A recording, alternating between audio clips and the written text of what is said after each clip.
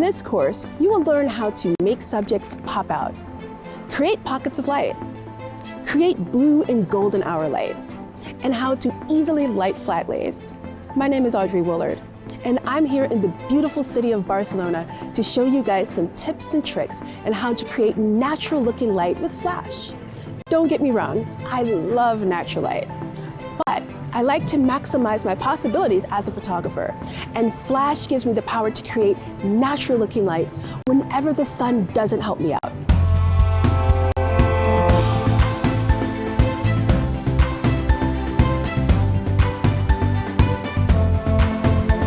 My goal with this course is to make you guys inspired, build your self-confidence with making natural light with flash. I know some of you think that flash always looks artificial, harsh, or that it's just too complicated to control. This is so wrong. The first thing you need to know is how light works.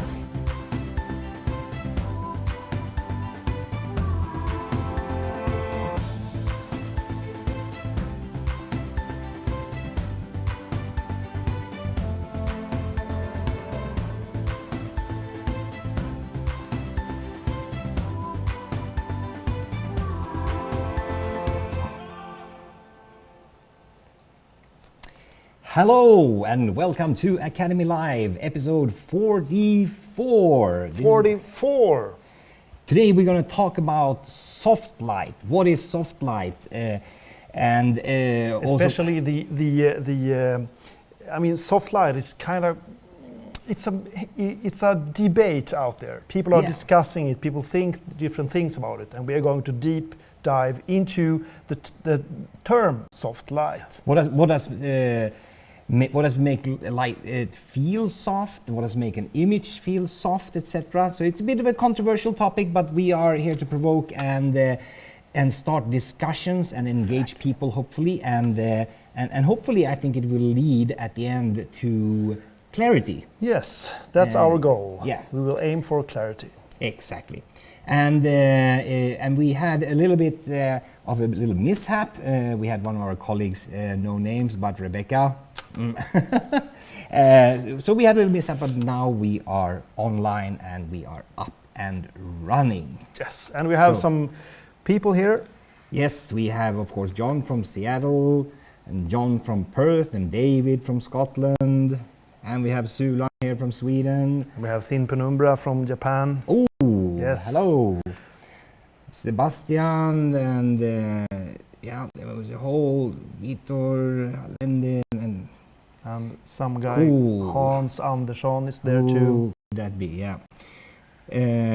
So anyway, welcome everybody, and let's get started with soft light, this big controversial topic. Yes. What is soft light? Yes, and do think for yourselves, how do you define soft light? Because that is what we are going to discuss. Yes, and this is interesting because we don't want anything else than clarity in this matter. Right now there are many different definitions, and there are different areas that can be seen as soft light. And maybe I even have, let's see if I can do this. If I do this, this, and this, we got some new cool features. I'm behind a box here. So actually we will be able to see some images down here and feel that is this soft light. Exactly, is this image soft light, or is this, they're really fast. Yeah. But that when you see those, light. exactly. Is this soft light? When you see those images, do you feel, oh, this is soft light, or is it hard light, or is it both hard light and soft light? What do you feel when you see this? How would you describe the light in terms of softness or hardness? I mean, this is a very soft image, for example. I mean, she's in all soft pillows and nice fluffy things. Yeah, and a lot of feathers, a lot of... And this one is also really, I mean, it feels soft. All the colors are soft. The styling is very soft. She's warm colors. Yeah, warm colors, and everything is like pastel and matches together. And even her facial expression is very soft.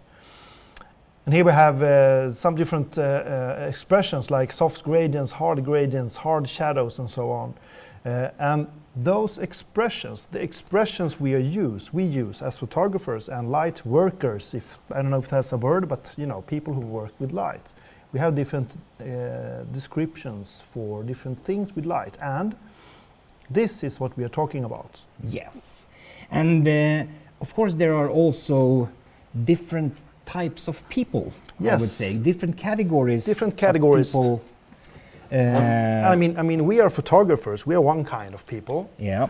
And there is all kinds of areas where people talk about light, and these different areas have no communication between, or almost none.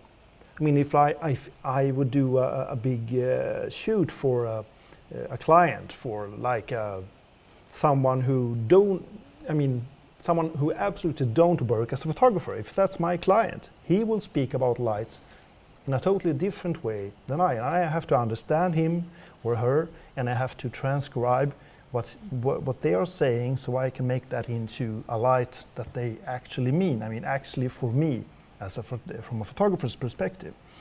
And if we break down 3 big areas of different categories of people, what would that be, Anders?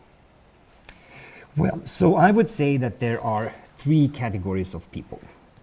One, we have photographers, like Yes. regular still photographers. Yeah, that work in studio or on location, or that really are into light, and they talk about light a lot. And I think that I mean, this is just a small thought I have, that photographers are really interested in light. Yeah. And I think that their vocabulary is kind of developed, and I think they have a lot of words, and they can speak about light in a way that other photographers understand. Yeah. Or hopefully. And then you have normal people. Yeah.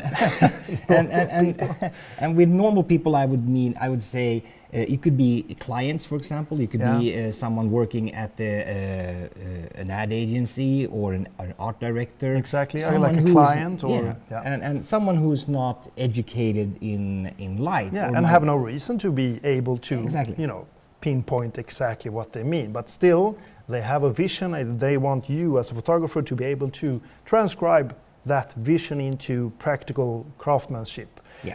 And that's normal people who do not have any education whatsoever in light, but they still do describe light. Especially, I mean, the word soft light, they use that. Yeah. And then you have the last category, which I will call light workers. And these are people that work with light. It could be like Sulan here mentions electricians that actually set up light. Yeah. But also stage workers. Yeah, like in operas or theaters and big events and stuff. And rock stages, for example. And quite often on a theater or on a stage, you can't put up a big diffusion right in front of the stage. No, it doesn't work. Well, it works, but you won't see anything as an audience. Yeah, that's kind of boring. Yeah, exactly. And they also have this language about light. Yes. Their own language, so to speak. And they use the term soft light. Mm-hmm. But when I say soft light as a photographer, or when a light person on a rock stage, when he says soft light, do we mean the same thing? And when that normal people, a client says soft light, do we mean the same thing? Exactly. And so there are 3 different areas that we see as critical when you talk about soft light. Yes. And we would like to clarify these 3 areas, and we're going to do a little bit of light demo. So we are all set up over here with Ken is here, and we have cameras and we have lights and all that, all the good stuff. So David will be showing a demo. But we also want to clarify, so when you get the question, I'd like to see some soft light, so then you can ask them for clarification in order to avoid any misunderstandings, or perhaps delivering an image for a client and it does not have the soft light that person thought was soft light. Exactly. So it's all about clarity.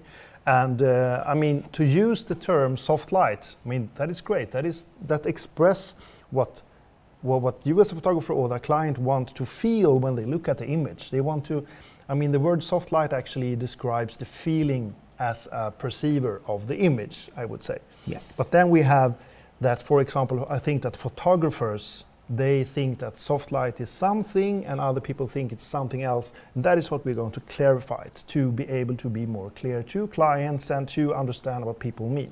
Yes. Exactly. And so we've been digging into this and doing some research on talking to people and analyzing images and trying to figure out why is it that people use soft light on different images. Yes. And what do they mean? Exactly, and what do they mean? And I think we're down to...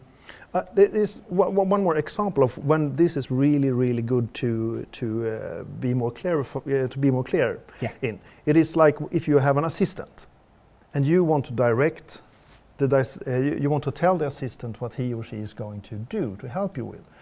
I mean, if you just say we want soft light on that person, that can mean different things, and those different things is what we are going to talk about. We have broken it down into 3 different areas. Oh, the 3 cornerstones of soft light. Exactly, the 3 cornerstones of soft light that you as a photographer or as a light worker or whatever need to be aware of. Yes. Because it can be 3 different things. And also if you're working as an assistant, Yeah. and the photographer you're working for says, oh, I want to have some soft light, and then you can ask them a couple of control questions and know exactly what they want. Yes. And those 3 areas are...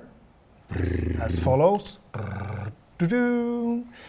Okay, the first one, light pattern. Soft light can be all about the light pattern. For some people, it is all about the light pattern. Yeah, and then it's shadows. Yes, and for some people, it's all about shadows. Yeah, And then we have the contrast. exactly. And those 3 areas we're going to now take a look at. Yes. And why don't we start with light pattern? We start with light pattern. Yeah, Exactly. And let's go up there and create a hard light pattern, a typical hard light pattern. Yes, that will So we're perceived as hard light for some Exactly. people. And I know for a fact that if you work within like a theater, where's the camera? Over there? Yes. Yeah. There, now you're in frame. Cool. If you walk too close, you have to duck a little bit like that. Yeah. Like that, perfect. So, If you stand by the camera, it's perfect. yes, I will stand by the camera. So we're going to do a hard light or a hard light pattern, okay?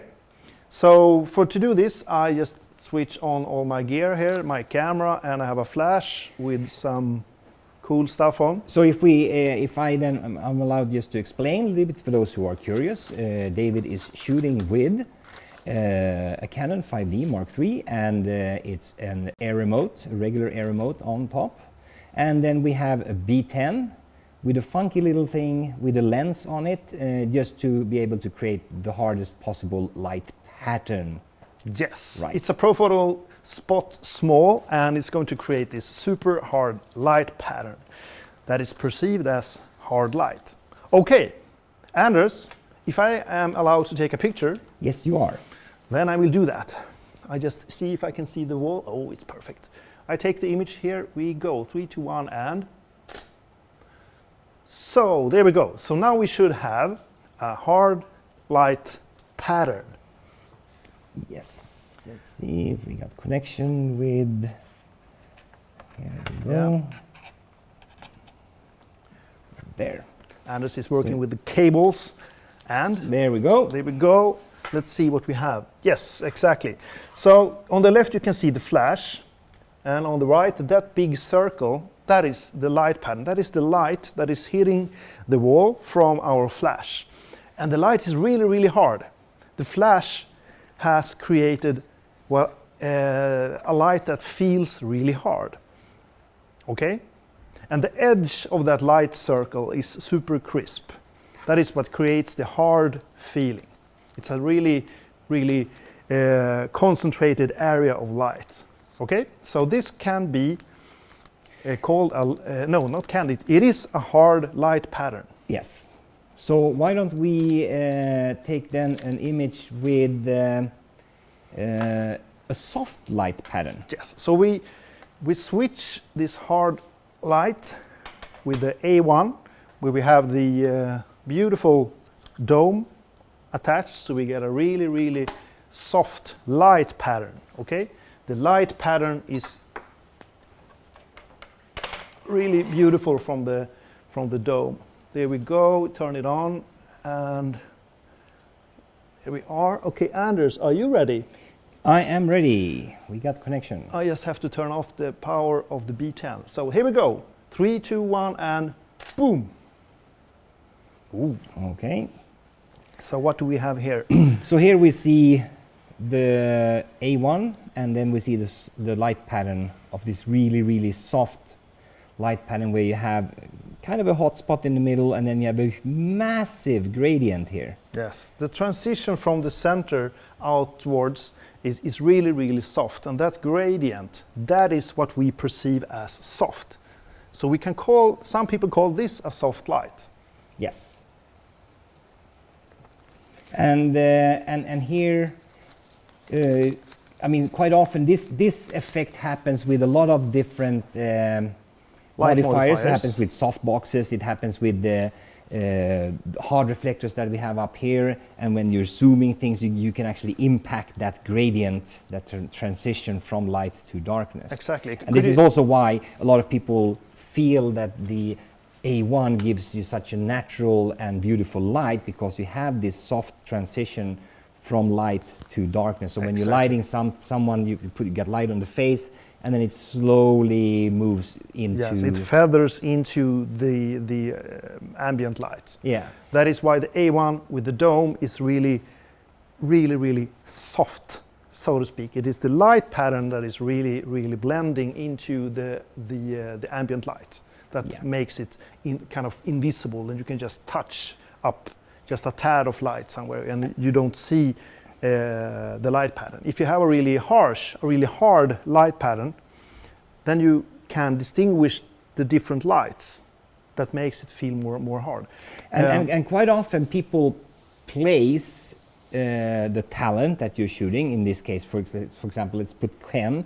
They put Ken or the talent in that transition, that feathered area. Yes, into the soft area. Why don't you take a picture of that so we... I do something like this.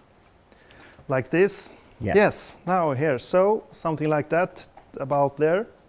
Yeah, and then pop up the A1 so we get a nice... Yep, direction of there the we light. go. Perfect. Like that, and we aim it something like that. Okay, so what we're doing now is what we are mimicking what they're doing at like theaters. You know, when they have the lights far, far away, and they have a really, really soft light all over the stage. Soft light all over the stage. It is the light pattern that feels really soft because they have maybe these nice gradients or such. We are now just placing Ken within the feather, within the gradient of our light pattern. So we will place the hot him. spot will come on the side. Exactly. Of Ken. So we have the hot spot to the left of Ken. Okay? Let's take this image. Are you ready, Anders? I am ready. 3, 2, 1, and boom. I think that should do it. Yeah, there we go. So now we can see Ken is actually, you can see from the shadow, he's placed in here. You see the shadow of his head. He's in this gradient. And now Dave Henderson is asking, so it's the graduation of the shadow which determines the hardness or softness? Well, this is one interpretation that some people have. Exactly, but it's really important to know that it is absolutely the gradient that some people interpreted as soft light. Yeah. So the important part here is that we don't say that this is what creates soft light. Some people define soft light by the gradient of the light pattern. Some people. And what I think, or we think, is that you should be aware of this. So when you use the word soft light, or the term soft light, be careful when you talk to someone, because you don't know how they define it. So it's better, I think it's better to say, instead of saying soft light, it's better to say soft light pattern, because that is what we have now. We have a soft light pattern, then it's no issue. everybody knows what you're talking about. So that's a more clearer way to communicate. So now we have placed Ken within that soft light pattern. And it might feel like soft light, but it is a soft light pattern to be more exact. So this is a very common way of defining soft light if you are a light worker, if you're working in theaters, for example, or if you're working on concerts or stages in general. Yeah. They tend to look at the light pattern, but it can still be a small light source that is way back in a big arena. It could be far away, the light, but it can still have a soft light pattern. Exactly. Yes. Okay. So that was number one, the light pattern. Exactly. Where it can be very sharp versus have a very broad gradient. Yes. And why don't we then take a look at the shadows? Yes. The second way of this, defining soft light. So why don't you take, now that you have Ken there and you have the A1, why don't you take an image with a very sharp shadow edge? Yes. So kind of a hard light, yeah. Yes. So I just put on my model light so I can put the shadow in really nice. That is great. And so now we will do a hard light, and we talk about the shadows. We're just looking at the shadows, and I would say that mostly photographers use this as the definition of soft light. Yeah. It's all about the shadows. This Okay. is the traditional way of Yes, for photographers. If you talk to stage people or light workers, they are talking about the light pattern. Photographers are talking about the shadow edges, the penumbra. So let's. And if take you're talking this. to art directors, it could be anything. Yeah, especially It could if be you talk- feathers, it could be pillows, it could be so. anything. So here we go. Let's take Yeah. this image and let's see what we got. Okay, so here we have an image of Ken. I don't know, Yes. he looks kind of dark on the stream, but anyway. Anyway, Yeah, so here we see, and there are two different types of shadows, right? So you have one which is here. yeah, that is the throne shadow, the shadow from the nose, and then we have another type of shadow which is the self shadow on the Which is side there. That is this caused by the angle of the surface. When the surface is leaning away from the light source, it gets darker.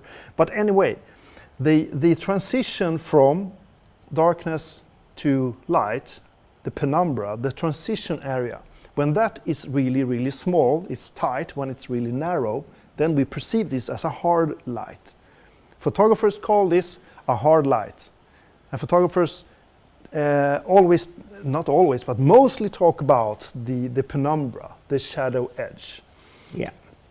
So that's the kind of the what I call 50 shades of gray. Yes. That's the area between darkness and light. That's where all the exciting stuff happens. Exactly. And that area can we control. We can make it wider or even more narrow. We can control that with like 100%. We can be really precise, and we can shape the shadow edge or the penumbra. We can make it wide in one direction and narrow in another direction. That is what's happened when you use like a strip box.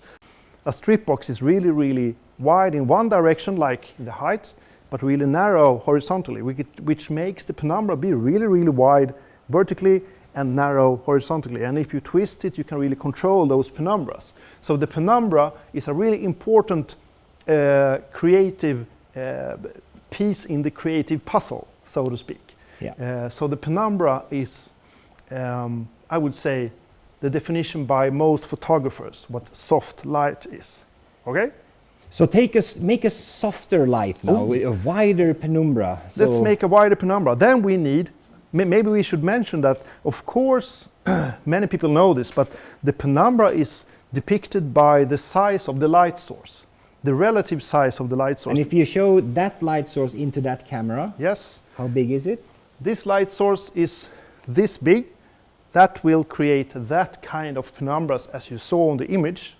And now we will use this light source, which is this big.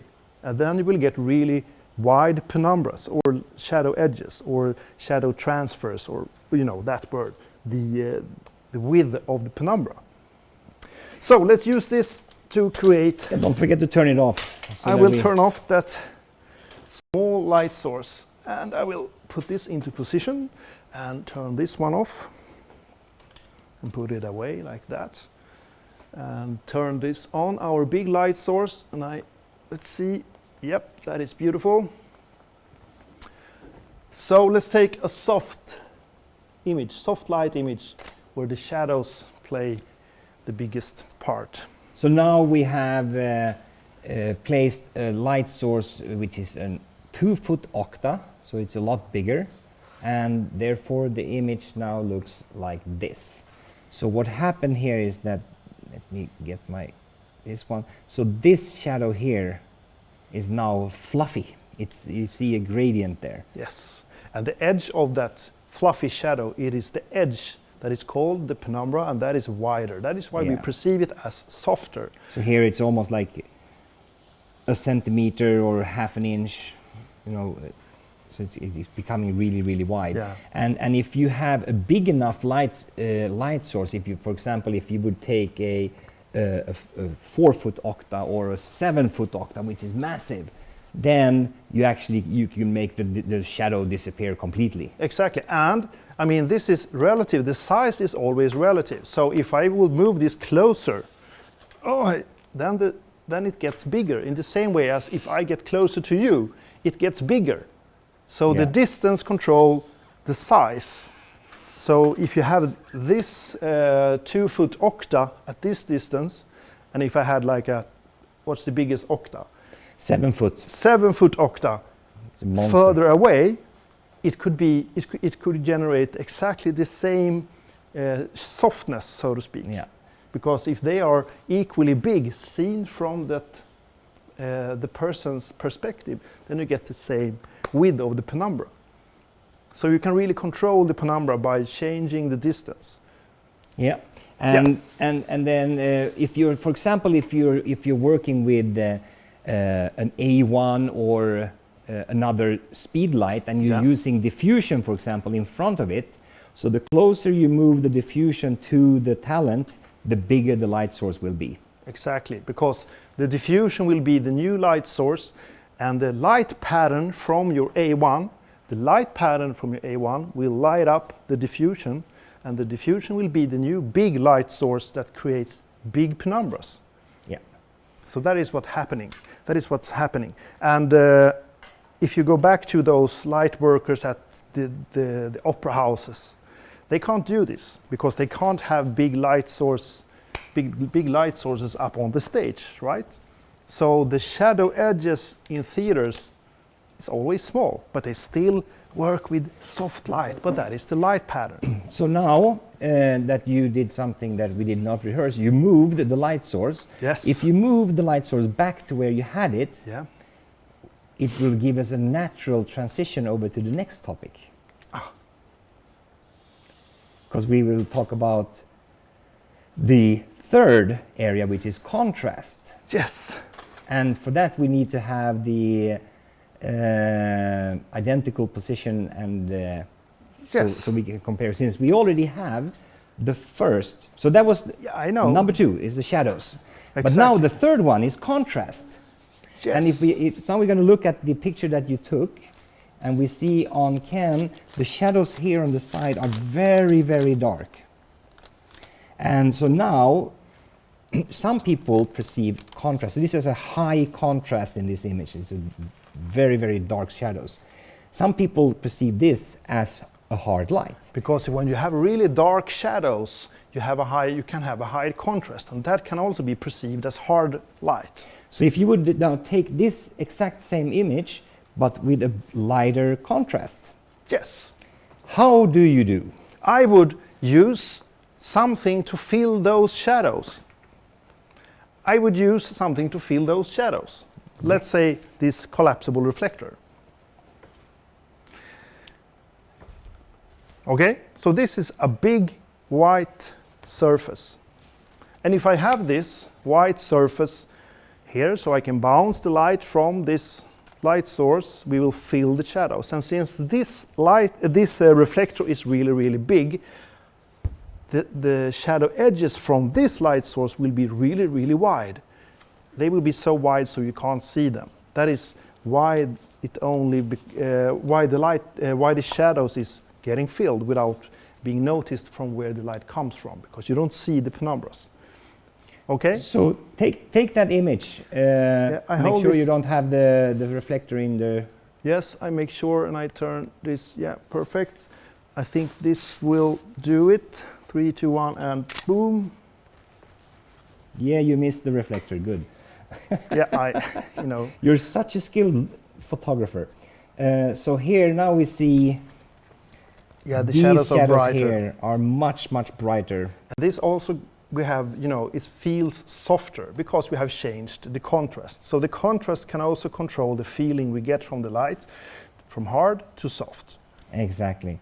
And if we move back to the other image here, you see how dark the shadows are. Yeah, it feels more hard. Yeah. So the contrast is the third thing that can control how you feel about the softness of the light.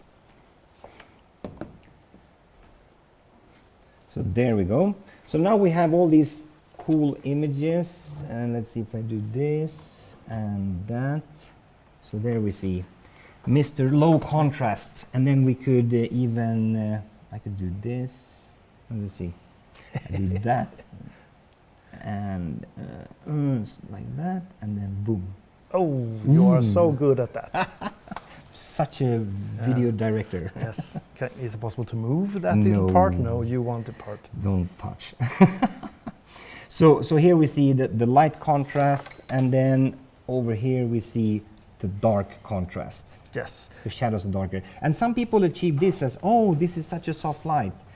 But you can do any combination of this. You can actually have a hard light. Yes, you can have hard shadows. Yeah. And a dark, and a high contrast, so to speak, Yeah. dark shadows, and you can have hard shadows and bright Shadows. and bright shadows. Sorry, let's take it from the beginning. I was thinking about two things there. Don't do that. I will not. So Shintaro, I will explain the color thing, but now I have to speak about the contrast and the shadow edges. So, okay.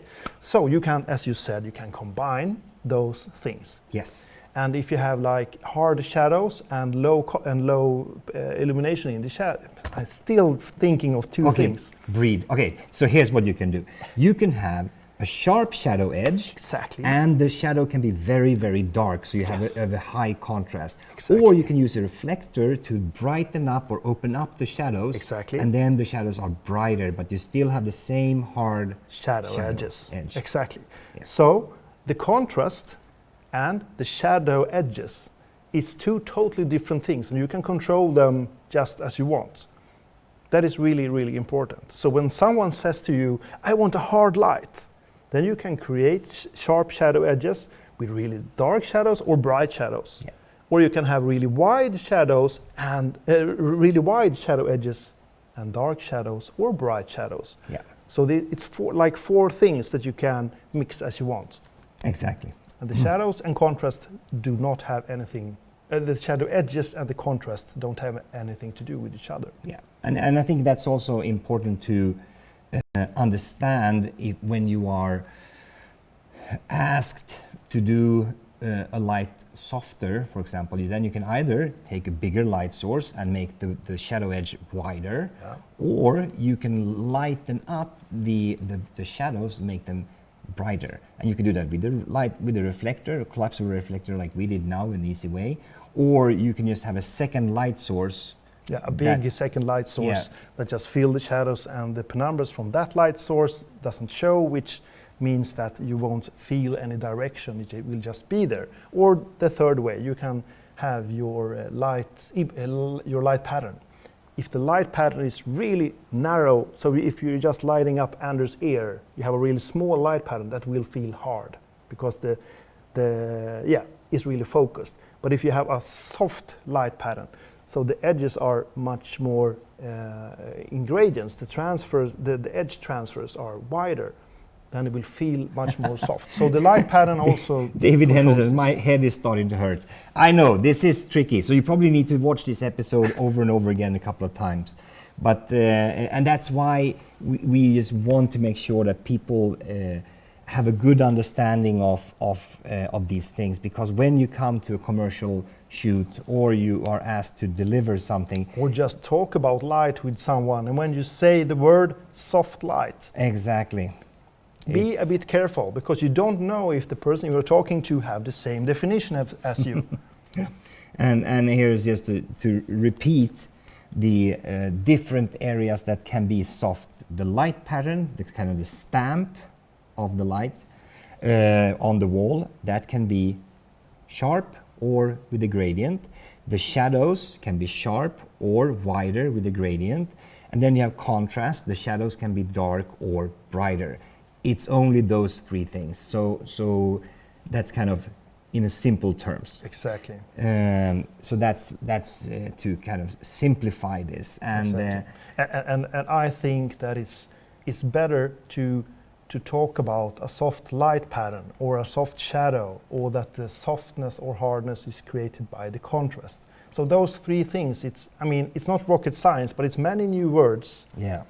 So, but it really can help you communicate light. And that's exactly, we were talking about, okay, so why and why is this even important? But there's been so many times where we've been contacted by photographers, or we've been in situations ourselves with clients where there's a misunderstanding. Well, it's I actually would say that it is, for me at least, like 100% when someone who doesn't work as a photographer say that they want soft light. They have no idea. They just want to have the feeling of soft light.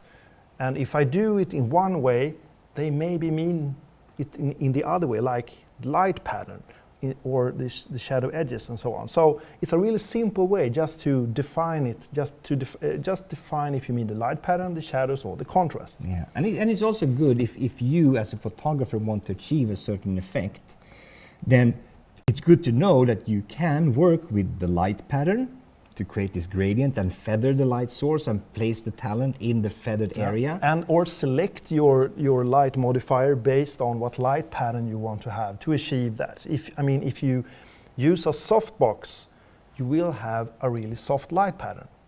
Yeah. But then you don't impact the light pattern as much, because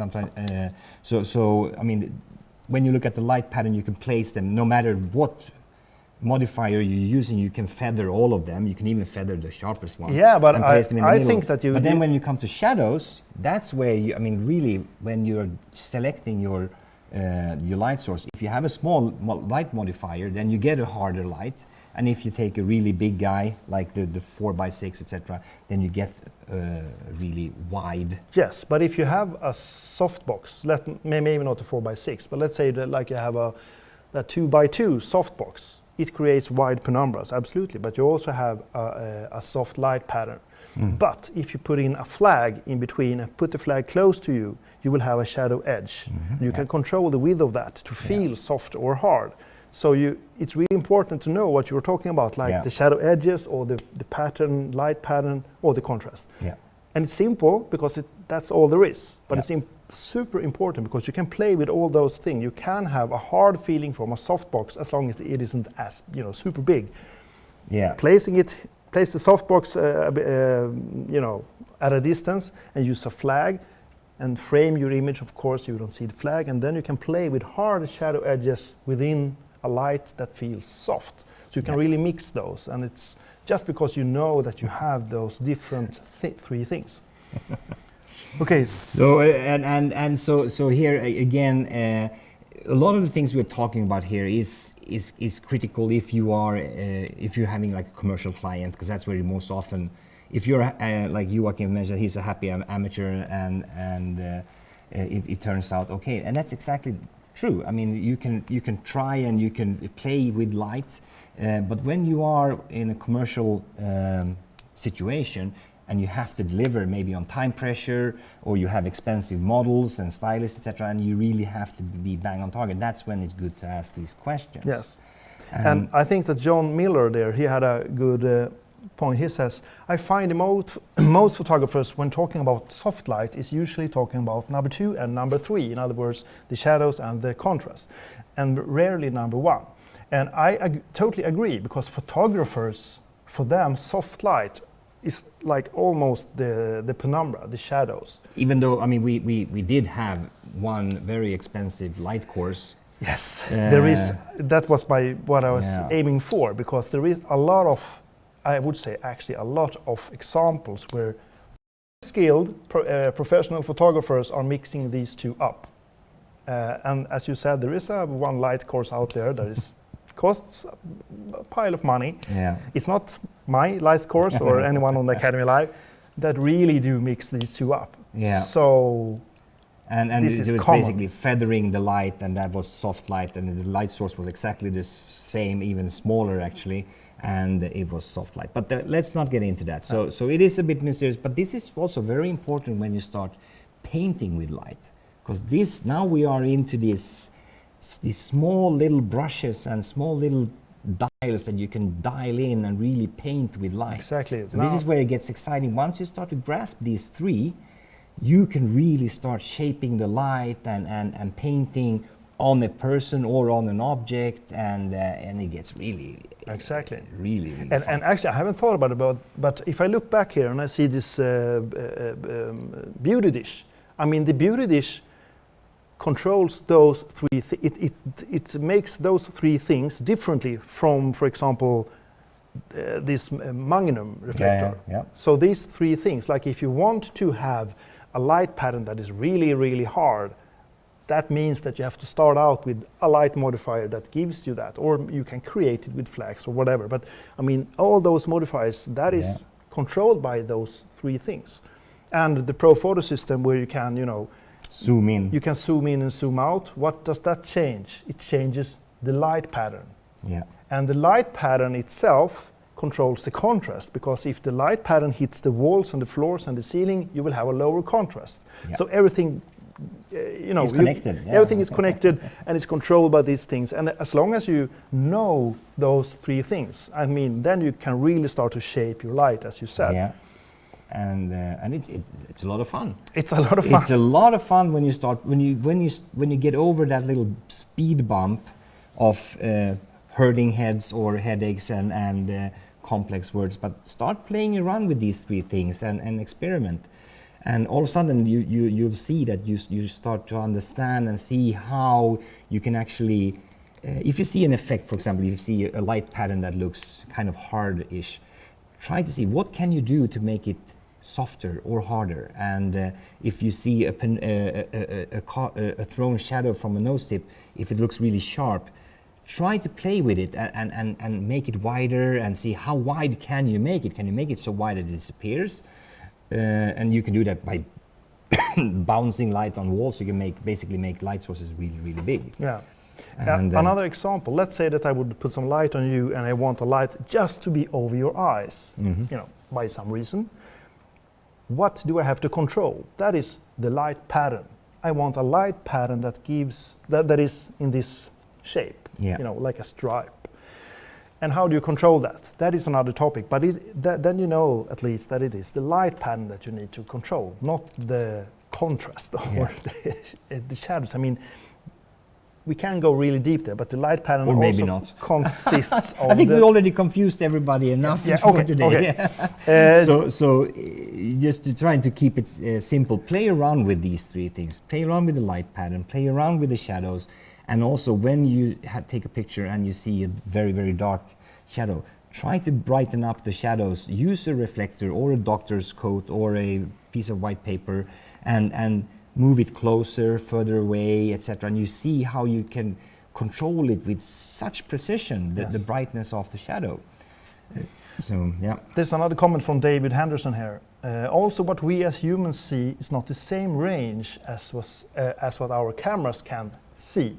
Exactly. And actually, I mean, we expose the camera in one way and we see with our eyes something else, okay? Yeah. But I am quite sure, and I know that some people even call soft light, when you have a light really close, they think it's a hard light. They think because they don't see what the camera will see. And when you move the flash further away, they call that to be softer because it gets darker. Yeah. So that's another softness version of it. But let's not talk more about that. But You just did. But yes, I just did. But but it's still all about, you know, the word soft light. Yeah. Be careful about it, because you don't know what the other person means when you say that. So David Henderson, what our eyes see and what the camera see, those two different ranges can really be another dimension to confuse people. Yeah. Yes. So, is there anything other than a can to practice with? Yes, there are every now and then. We do have, we've had models and so forth, but and I was just about to ask you, maybe use your wife, but apparently I should not ask you to do that. No, but ask friends, because there's always a friend in you, somewhere around you that needs a new profile picture for LinkedIn, for example, or a new Facebook picture. So use your friends and family and practice them. And if you have pets, they're pretty difficult. Yeah, they're really difficult to shoot. They are, you know, really. But otherwise, yeah, like Jon mentioned, a neighbor. So because a lot of people want to refresh their LinkedIn or Facebook profile picture. I know photographers, especially who, you know, starts out to build up their portfolio. They put up on Facebook, "Hello everyone, I have a free session in my studio or in my garage or whatever, in my living room at Thursday at 1 o'clock. If you want to have your picture taken, please come to me." Yeah, that is another way to just practice, and practice is something really important, because that's the only way to really get this knowledge to be in your, you know, in your spine, in your hands. Yeah, and get the feel, because once you are with the client, you have a model, you have a stylist, and you have all these people in the studio, or even it could even be on location. You are with the client. You get so stressed, yes. And that happens everyone. So that, I mean, my first kind of tips to anyone out there who's just beginning or starting to take commercial pictures: take it easy, calm down, you know, take a deep breath, and don't stress through the shoots, because that's when the most mistakes happen, and pictures look really shitty, and you are dissatisfied, and the client is dissatisfied. It's much better to take a couple of extra more minutes and just do it slowly. Think, you know, start with the background, do your own little mantra, like, okay, I need to start with the background. How does the background look like? Okay, do I want to expose the camera for the background, or do I want to? How do you want to change the background? Because you can change the background by exposing your camera. And when that is set, when the background is done, then it's about your subject. Yeah, exactly. And think about, okay, so what do I want to do? Put on the modeling light, move the light around. And that's also part of being a professional, is actually setting these things. And as you are practicing, you will be faster and faster in doing that. Yeah. But don't ever compromise and try to stress through and ignore to start, you know, exposing your camera for the background, or blacking out the background completely with your exposure, and just placing the light somewhere. And I think that's also why a lot of people use the same exact light setup every time, because they're comfortable with that. When they're studio, they can play around, but then when they come to a customer, they still use the 45 degrees up, and then boom, same light every single time. And that's not necessary. I mean, if you just calm down a little bit. Yeah, the recipe. Yeah. I promised Mr. Shintaro Yamasaki from Japan to talk about the color, but we do not have the time. No. And because that is a complex and deep matter, if a hard light or a soft light enhances or decreases the saturation, that is something that because to explain it, we need a bit more time, because color I've broken it down to 3 things that control the saturation of color. And John here in Australia, if I'm not completely wrong, I think it was Perth, Australia. He has a muse that comes to his home studio every week and work through a few things from new lighting setups and concept. And that's excellent, John. I mean, that's exactly what you should do. Practice that. And I'm sure you'll find, if you ask people around, there's always someone who wants to have pictures. And if nothing else, offer them some nice snacks and sodas, free sodas and and snacks. Yeah, you come a long way with love and food. Exactly, and because that is truly the best way to get the practice. And the next time when you are in a stressed situation, you might have only 5 minutes to take a shot. You still have your work routine: background, main light, boom, bam, and you take the pictures. As Mark Brodsky says, start with one light, and I really want to stress that.